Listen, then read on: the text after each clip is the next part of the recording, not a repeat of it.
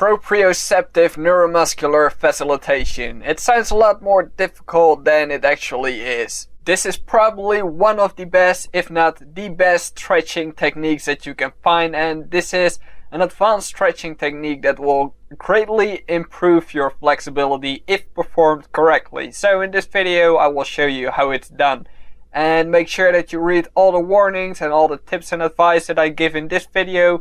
And for more information you can click on the link in the description of this video and you will be linked to my website, on which I have an article about PNF stretching. And if you are thinking about trying out this technique, then I highly recommend you to read it. This is the first exercise that I will show you. It's a lying quadriceps stretch, and first of all find your maximum level of flexibility. If you're more advanced, you know exactly what I mean by that. Next up, you will isometrically contract your muscles, and in this case your quadriceps, but to make it easier for you, you can also contract all the muscles in your leg. So you will hold the isometric contraction for about 10 to 15 seconds, 20 to 30 if you really like it, and then after the isometric stretch, the PNF comes in, and this means that you will pull your leg backwards even more without any pain or discomfort though. So make sure that you be aware of not pulling your leg back too far. So this example was probably a little bit too fast for you, but luckily I got 4 more clips to explain you how PNF stretching works. So the next exercise is a hip stretching exercise. So first of all, I will find my maximum level of flexibility, and now I have found it, and will isometrically contract my hip muscles. And actually I am contracting all my leg muscles just to make it easier for myself. So you can see that I'm kind of shaking, and this is because I'm kind of pushing my leg into the floor, the leg that is in the back.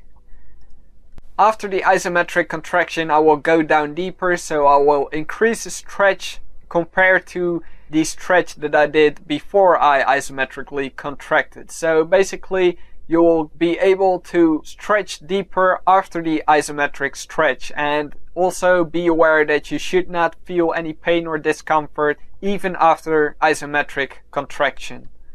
Isometric contraction basically means that you will be delivering a lot of force to something that can't really get into a motion. So let's say that I'm pushing against the wall will probably not fall over when I'm pushing against it, no matter how hard I will push. So this is an isometric contraction. And the other example is what I'm showing right now, when I'm performing a stretch with my legs pushing against the floor as hard as I can. Isometric exercises are usually used to increase strength without gaining any muscle, or at least not a significant amount as with weightlifting. So what has this got to do with getting more flexible?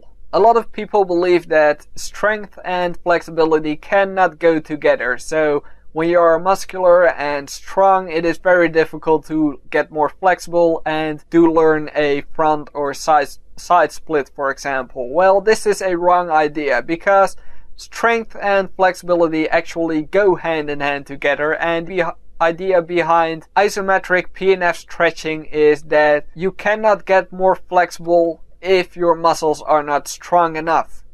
We probably all know that weak muscles are more prone to getting injured. So when you're performing flexibility exercises, your muscles will probably give up sometimes, and this is probably because your muscles are not used to being under such tension in this position. So with isometric stretching, you will strengthen your muscles in that very position that you are trying to get into when you are performing the stretching exercise.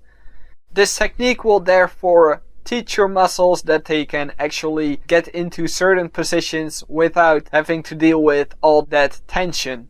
The final exercise for which I use this technique is the front split. So first of all, you will see me trying to find my maximum amount of stretching, or the limit of flexibility. And over here you can see that I'm starting to contract my muscles, and you can see that I'm coming off the floor a little bit more, and hold this position for about 15 seconds, after which I will start a relaxed stretching for about 10 to 20 seconds again.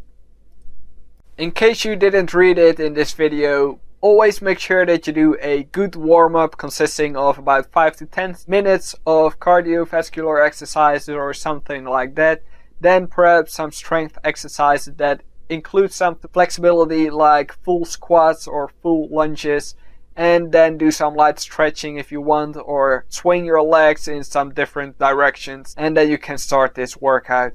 And if you're more advanced, you will have no difficulty finding your limit of flexibility in a very short amount of time. So then you will be able to contract and after that relax.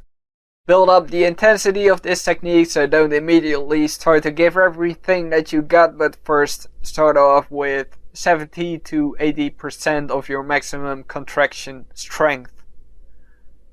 If you want to know more about this technique, then please do visit my website, and you can follow the link in the description of this video, and on there you can also read about the amount of repetitions, the sets, how long you have to contract your muscles, how long that you have to apply the relaxed stretch, etc.